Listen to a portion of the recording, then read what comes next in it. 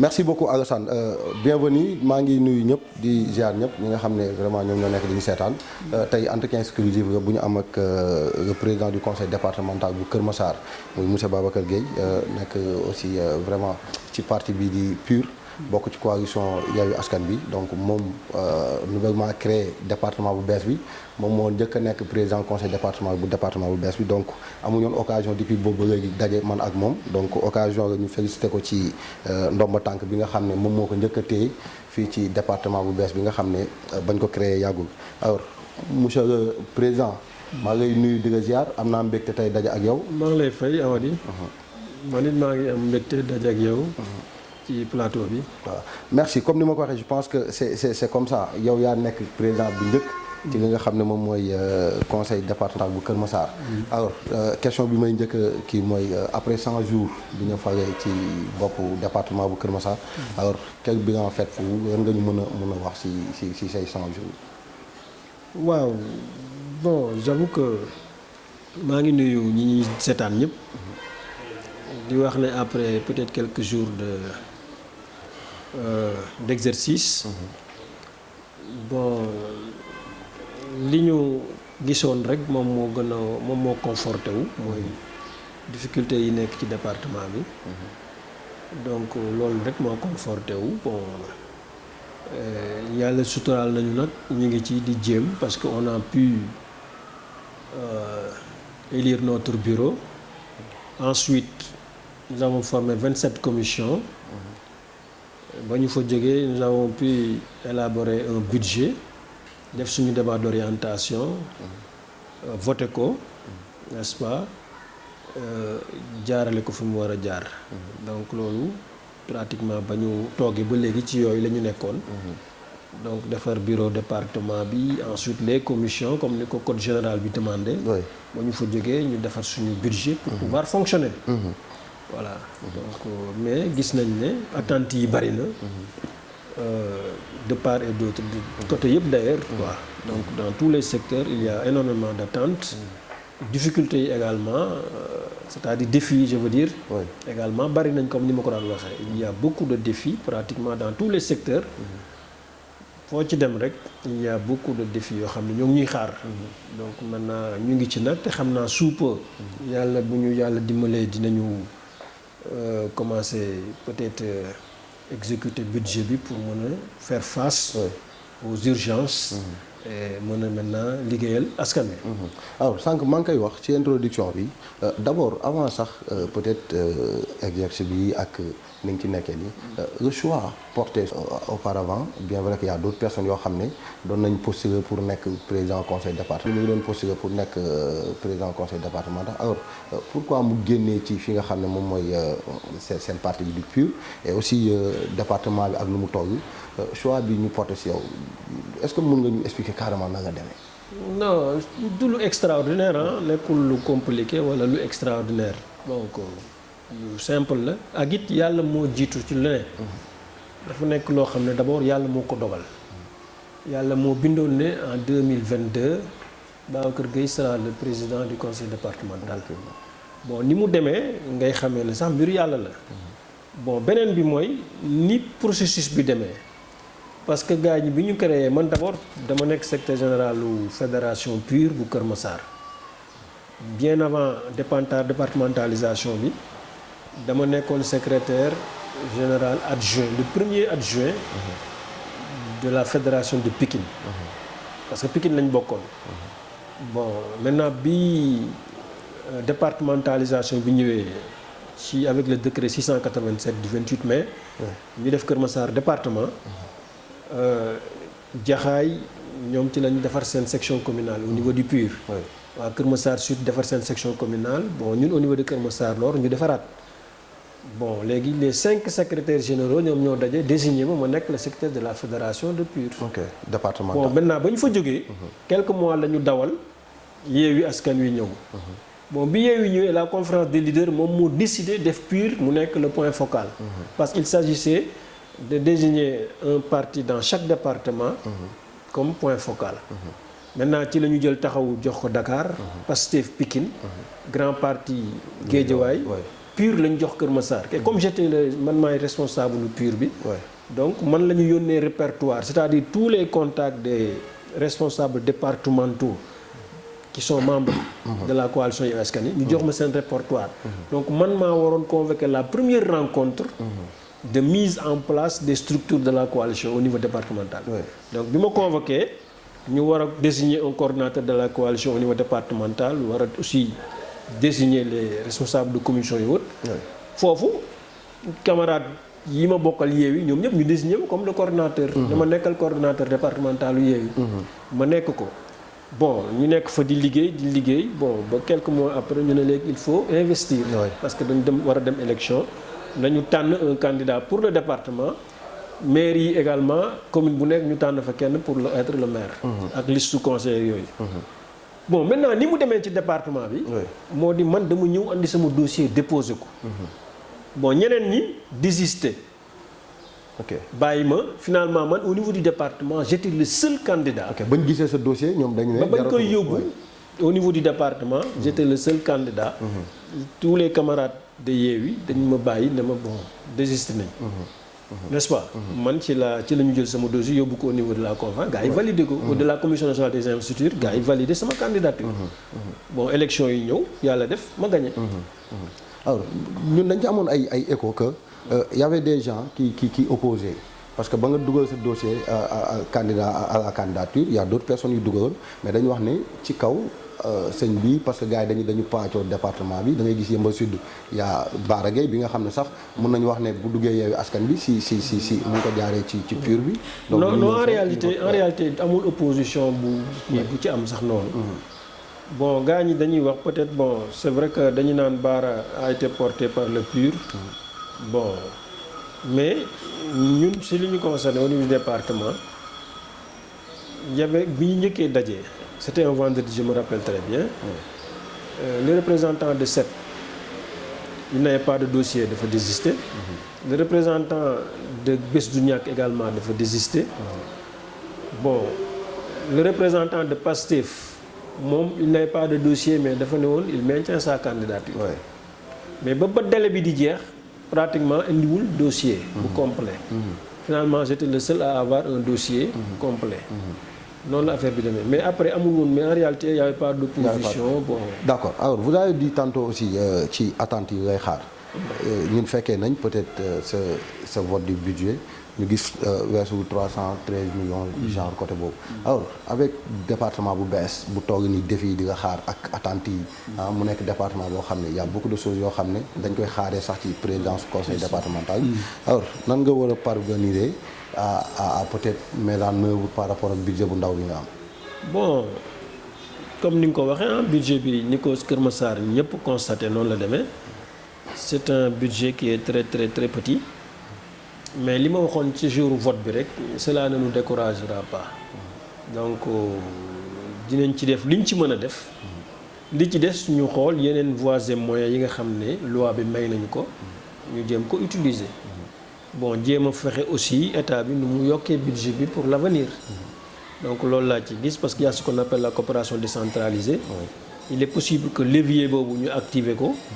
bon jéem a xool nu ñu wutee partenaire moo xam des partenaires nationaux ou internationaux. pour que ñu ñëw seet naka lañ jàppalante pour que ñu mën a def ay action de kii ay réalisation fii ci jëmale développement département bi kanam. donc loolu laa gis ne bon peut-être solution la parmi les solutions yoo xam ne mën nañ ko envisager.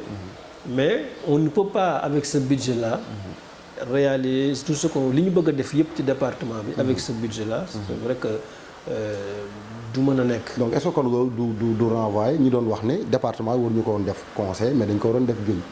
non mais moi je l'ai toujours dit te loolu c'est le code général moom moo ko wax. code des collectivités locales moom moo wax ne su dee département bi territoire am dafa toll ak territoire communes yi ko seq yi ko composé. dañ ko war a def ville. donc c'est le cas à Guédiawaye. loolu moo am Pikine extra. donc fii en réalité ville la waroon nekk. effectivement bon peut-être nag parce que Guédiawaye 5 communes moo ko composé. fii au minimum fii au moins am nañ 6 communes. donc c'est exactement la même chose 5 communes yi nekk foofu. ñoo formé la ville de Guédiawaye. fii 6 communes yi formé kii bi mooy territoire du département. Effectivement. Donc en réalité ville la waroon doon. su ko defee dinañ gën a mën ay possibilités. def ay recouvrement mën a am ay gën a moyens pour mën a liggéey. département bi boo xoolee Rufisque par exemple am nañ ñett yëpp c'est pourquoi électeurs Rufisque yi dañ doon voté ñetti yoon. parce que Rufisque am nañ ay communes. am nañ ville am nañ conseil départemental conseil départemental bu Rufisque dem na ba Bambilor. côté beneen côté bi dem na ba yenn ay Sendok yooyu yëpp. donc ñoom am nañ territoire. boo xam ne bokkul ak territoire ville bi. n'est-ce pas. mais c'est pas le cas à Kër Massar. donc man loolu je l'ai dit plusieurs fois. alors donc actuellement nii jargon yi nga jot a teg alors est-ce que mën nga si ñëw depuis. peut-être au-delà de man jargon yi nga xam ne jot nañ ko teg au-delà de former bureau bi au-delà de defar commission yi alors lan mooy action yi nga xam ne mën na jàpp nañ ne conseil bi commencé na ko teg dans le département. non action yi ñuy def pratiquement xam nga pour nga mën a liggéey dëgg da ngay am budget. budget boobu mooy tax nga mën a liggéey parce que lépp lu ñuy def. mi ngi ci budget bi lépp lu ñu war a def rek comme action bu jëm ci département bi jëm ci population Kër Massar c'est inscrit dans le budget donc fu mu toll nii on attend que budget bi disponible pour ñu mën a def yenn yi. après 100 jours budget bi disponible ba léegi. non ba léegi disponible lagul parce que donte voté nañ ko nag bon adopté nañ ko aussi mais bon bi ñu demee trésor dañ ñu wax nañu bon il faut que ñu dem au niveau de la DSP xaw ma. pour saisir au niveau du ministère des Finances pour saisir ko parce que ñoom actuellement dañu am benn logiciel bu bees boo xam ne budget yëpp dañ ko ci war a inscrire n'est-ce pas dañ ko ci war a saisir pour maintenant pouvoir commencer à faire des opérations pour mën a exécuter budget. yow ça vous convient nekkul affaire peut-être li nga nekk ci beneen wàll bi moo tax. non je ne le crois pas je ne le crois pas vraiment parce que lii nii dañ ñu bëgg sonal wala dañ ñu bëgg kii bon parce que peut-être bu ñu ko doon def ci beneen fànn lañ koy def mais duñ ko def ak 300 millions yoo xam ne c'est rien du tout. dépôt à la candidature dem na fan ngeen ci toll pour législative bi. bon loolu bënaguma ci sori trop parce que en réalité jotaguma benn information bu officielle. maanaam information yi may jot en tant que coordonnateur de Yewwi mu jóge fu mu war a jóge. ma ko daan donc vous êtes le coordonnateur de Yewwi au niveau départemental. waaw pour l'instant ba léegi je suis le coordonnateur de Yewwi. bon mais jotaguma donc information bu officielle. comme na ma ko daan jotee. ñu wax ni Baara la wala keneen la. waaw bon mais jot naa information yi comme ci réseaux sociaux yi ni ko ñëpp jotee rek. moo tax mu partagé guma ko. mais jour bu ma jotee de façon officielle ne diw la ñu tànn. dinaa ko war a partager ñi ma ko war a partager dinaa leen ko jox. ki ñu tànn it dinaa ko féliciter ensuite topp ci ginnaawam ñu ànd liggéey. mais yow. pour la victoire de Yewwi candidat nga à la candidature quand même. non man je ne suis pas candidat. ok vous voulez pas être député. déposé wu ma candidature. donte bëggoon naa ko nag. bëggoon naa ko. mais bon après bi ma xoolaat. ak kii yëpp je me suis dit finalement naa am concentré wu ci département bi. da nga jàpp ne sa bopp bi atténué peut-être ñaar yi. non conseil départemental moo gën a métti député. c'est plus difficile que le poste de député. te je suis un professeur de mathématiques. Un professeur de formation. Doublé de politique donc je suis capable de gérer ces deux-là. N'est-ce pas? Sans faire la différence. Donc sans aucune amalgame. Donc je sais que je peux assumer ces deux-là. Je peux être le président du conseil départemental et en même temps être un député. Un député en même temps. Du pays, voilà. Oui. Alors nan nga gisee aussi Yewwi Askan bi nga xam ne temps yëpp xam naa ne boobu moom doo ne ma xamoo si dara parce que Wallu Askan bi ak Yewwi ñu ngi waxtaan pour def benn coalition dans certains départements et certaines communes te ba pare Wallu gis nga ne moom dañ ko sax rek ak matagagul parrainage parce que y a beaucoup de doublons d'après les infos qu'on a. waaw même loolu information bu ma jot la nii. ci réseaux sociaux yi. mais amaguma ci lu. c'est pas avéré que ñoom ñaar dañu lëkkaloo. non si jot nañ information bi. bon maintenant alliance bi c'est au niveau des départements au niveau national. ku nekk da ngay am sa liste nationale. maintenant niveau département bu Yewwi gagné. Yewwi moom lañ fay investir. département maintenant su ko defee Wallu ak Yewwi yëpp ils vont voter pour la liste. au niveau de ce département là ils vont voter pour. par exemple su dee département X Yewwi moo ko gagné woon. candidat wu Yewwi la ñuy investir foofu. su ko defee waa Wallu ak waa Yewwi yëpp dañuy voter liste Yewwi. bon département Y su dee wàllu moo ko gagné. candidat wàllu. la ñuy investir foofu. ok su ko defee waa Yewwi ak waa wàllu yëpp dañuy voter pour la liste. mais su ko gagné comment par exemple j'ai pas bien compris wala ñi seetaan mun nañ bañ a comprendre nan nga koy décortiquer. c'est-à-dire bu fekkee ñoom ñaar dañuy def alliance par exemple ci département bu Kër Massar. mais ci kaw ñoom ñaar dañuy déposer. donc alliance bi nu muy nekkee ci base. non c'est-à-dire que coefficient national. moom mooy def kii bi après. c'est-à-dire que département par exemple Kër Massar waa Yewwi ak waa wàllu yëpp bu ñu voté liste Yewwi. bon département par exemple Y je ne sais plus que département damay bañ a juum. département Y boo xam ne wàllu moo ko gagné woon. bu ñu fa amee candidat waa Yewwi ak waa wàllu dañuy voté liste wàllu boobu. ok parce que wàllu la ñuy investir foofu. ok léegi voix yooyu yëpp. n'est-ce pas. bu wàllu gagné département am Yewwi gagné. Yewwi dafay bénéficier wu ci voix yooyu au niveau national. pour am selon proportionnalité bi ak quotient bi. un certain nombre de députés. wàllu aussi bu gagné ay département voix yooyu. daf ciy bénéficier wu au niveau national. pour mën a am ci proportionnel am un certain nombre de députés. ça nous permettra bu ñu boolee ñaari nombre yi. ñaari quotas yi. li Yewwi am ci député. ak li wàllu am bu ñu ko boolee ça nous permettra d'avoir une majorité à l'Assemblée. effectivement. et en ce moment on pourra imposer la cohabitation. si noonu ngeen ko xalaatee. c'est ça alors man fekkee naa seen benn daje. ngeen di wax ni PUR déjà ni ngay continuer ba dem li nga xam ne mooy élection 2024. alors man nag su ma defee sama analyse personnelle damay gis ne PUR dafa nekk benn parti boo xam ne day toppee dafa topp rek ci ginnaaw mais yéen gisee woon ko noonu parce que seen jotaay boobu waxoo woon ko woon mais man analyse bu ma ciy def c'est ça PUR c'est quoi ses ambitions. mais l'ambition du PUR c'est l'ambition de tout un parti. non mais quand on voit PUR. di amul du jël benn initiative loolu parti mooy coalition mooy am mu ñëw topp ci ginnaaw ñooñu. gis nañ ko en 2019 moo ngeen gisaat léegi nii. PUR day jël initiative. le PUR est en train de s'imposer. aujourd'hui tey boo xoolee li PUR am.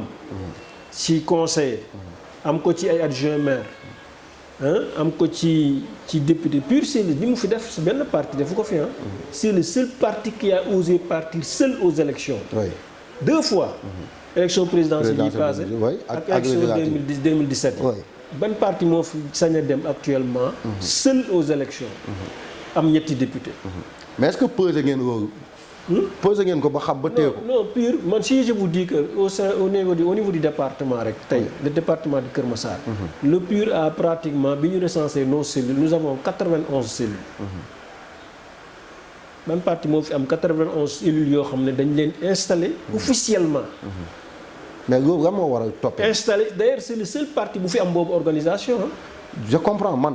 parti yi fi ñemee def ay renouvellement sax. ba dem congrès on les compte. ban parti moo fi def congrès. non man d'accord naa ak yow li ngay wax. mais dama ne lu waral toppee. beneen bi mooy toppuñu kenn ñun on a été membre fondateur. on fait partie des membres fondateurs de la coalition Yewwi Askan Wi. ñun pratiquement. bon pour ne pas dire PUR moo ko créé. mais Yewwi Askan Wi dafa am 3 partis yoo xam ne ñoom la ñuy wax les membres permanents. PUR en fait partie. PUR ak Taxawu ak Pastef ñoom ñoo toog. nekk les initiateurs. ñi initier la coalition Yewwi Askan Wi. PUR daf ci bokk.